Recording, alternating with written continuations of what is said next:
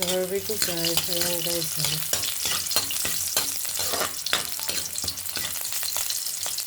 So, here we go guys. We cook adobo again.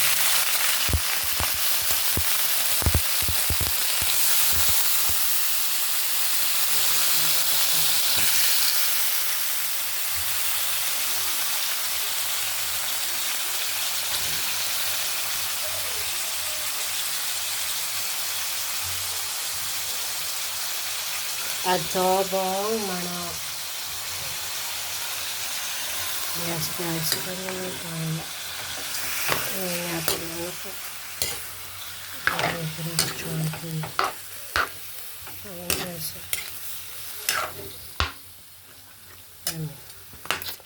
Delicious! So here we go guys. Ito na nga yung klase ng ating adobo guys. Ayan. So, ano yung gagawin next step natin guys? Itong atay ng manok. Ayan, liver chicken. So, ayan. So, liver chicken.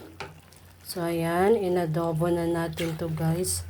Para meron naman siyang, minix ko lang siya guys, no? Yung liver at saka yung manok.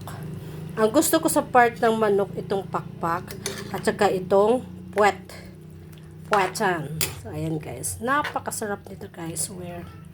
So, mamaya, let's watch this. Okay. So, ayan o. Ayan siya guys o. So, ayan. So, ano yung next gagawin natin? Wait lang guys. So, ito yung next level natin. Meron siyang guys na arena siya guys. Yan. Nag-add lang ako ng water kasi baka matuyo siya guys. So, ayan no. Ayan. Kasi gusto ko may sabaw-sabaw yung aking adobo guys. Yan kasi ang gusto ng aking mga kiddos. Yung meron siyang mga sabaw-sabaw guys. So, ayan. So, by the way, kaya siya namuti, meron siyang nilagay ko na harina guys. So, tinunaw ko muna yung harina para good siya guys. Okay? So, next, kabanata natin guys. So, ayan guys. Yun yung adobo natin no. Yung next setup lang kailangan natin gawin.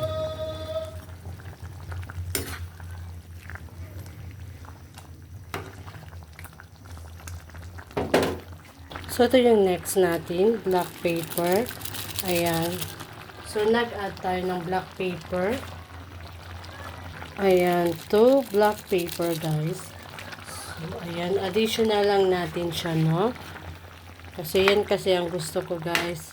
Yung favorite ko talaga sa adobo. Yung gusto ko yung may sabaw-sabaw ba. So, ayan. Ouch! Umapaw na yung noise. Oh, wait lang guys. There's another pa. Next level natin. Lagyan natin siya ng Ajinomoto.